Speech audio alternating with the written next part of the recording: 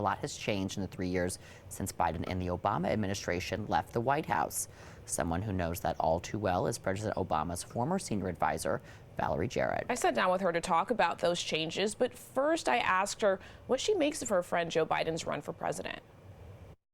One thing I'm very clear on, having seen now many candidates decide to go through that thought process for a whole range of offices, not just the president, is that it is such a personal decision. And ultimately, no matter what anybody tells you to do, you have to follow your own gut and what your mission in life is. And so if his spirit moves him to do it, then that's what he should do.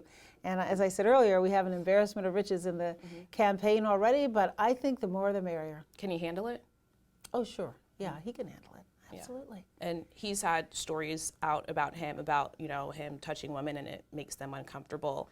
And you have been out saying that you want to believe women in their stories, but you're also a friend of Joe and have defended him. So how do you kind of reconcile the two? Well, I think what he said was really important when he said it's a new day and that women need to be listened to and that he gets that and will behave accordingly. And so I think more men should follow that lead and recognize that what might have been acceptable to them in the past isn't acceptable to women going forward.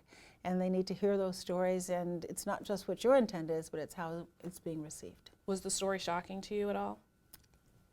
No, look, I worked with him for 8 years, and I've seen how demonstrative he is. I remember after my dad died, he came up to my office and he held me tight, and it's his way of connecting.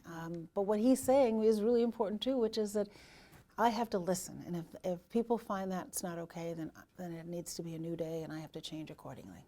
And I won't ask you who you endorse, but do you see, because you have been with former President Obama through, most of his, if not all of his political career. Yes, his whole career. The entire thing. Have you seen shades of him in any of these candidates? A lot of people compare like Beto O'Rourke to him, the roll your sleeves up, relatable guy that was, you know what I mean? Do you see any pieces of him in any of the candidates? Look, I do, but I see pieces of him in so many Americans. And in a sense, his values, I think, are the American values. And so rather than comparing candidates to him, what I've encouraged the candidates with whom I've spoken, and I've spoken with several of them, be authentic.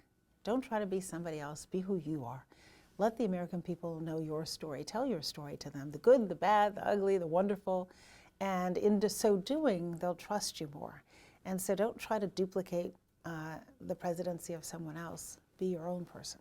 Are you worried about the future of the Affordable Care Act and if they'll be able to repeal and replace it? Well, of course I'm worried about the future because I've met so many families who are benefiting from it. I'm very profoundly worried about it. And the Republicans have been talking about repeal and replace for, 10 years now? And repeal, they're pretty good at doing that. What they're not so good at is coming up with a replacement that works, that still provides all of those important benefits.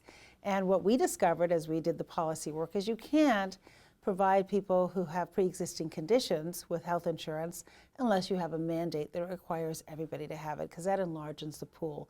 And so it's a complicated piece of business and not so simple to replace.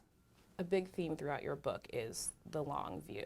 And even like I've noticed when you are speaking about the book, whether it's asked about or not, you bring it up. So I can tell that that is something that you are thinking about.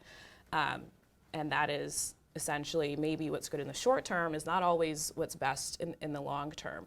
When you look at our country right now, what do you see in the long view? Well, I hope in the long view that the level of activism that we saw beginning right after the inauguration, the Women's March and the response to the Muslim ban and the response to the separation, for example, of the families at the border, travesty in my opinion, the Me Too movement and Time's Up, the young folks from Parkland who experienced the most tragic gun violence and now are traveling around the country registering people to vote. I hope in the long view that kind of activism is sustainable, because that's what a democracy needs. It needs an engaged and active citizenry who pushes the elected officials to be the best that they can be. And then you need leaders who are willing to endure some short-term pain, absorb the pain, as I call it in the book, for the greater good and for the long term. And you need people who are willing to say, I'm willing to endure that short-term criticism for the greater good. That's what I'm hoping we have in our country over the long term. You're hoping more people will use the long view. Yes, because we have to do big, bold things, and we can't be so paralyzed by fear of criticism in the short term that we don't do those important things. If you think about it, another example would be when President Obama took office, our banks were in a free fall. We were heading into the worst economic crisis since the Great Depression. The automobile industry was on the verge of collapse, literally in bankruptcy. And the President Obama took steps to get our economy going on the right path again, cut the unemployment rate in half. Some of those were not popular at the time. We had to drag Republicans to the table to even work with us on them.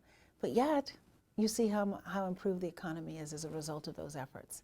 So that's the kind of hard work I think leadership needs to embrace if our country over the long term is going to be this beacon of hope to the world.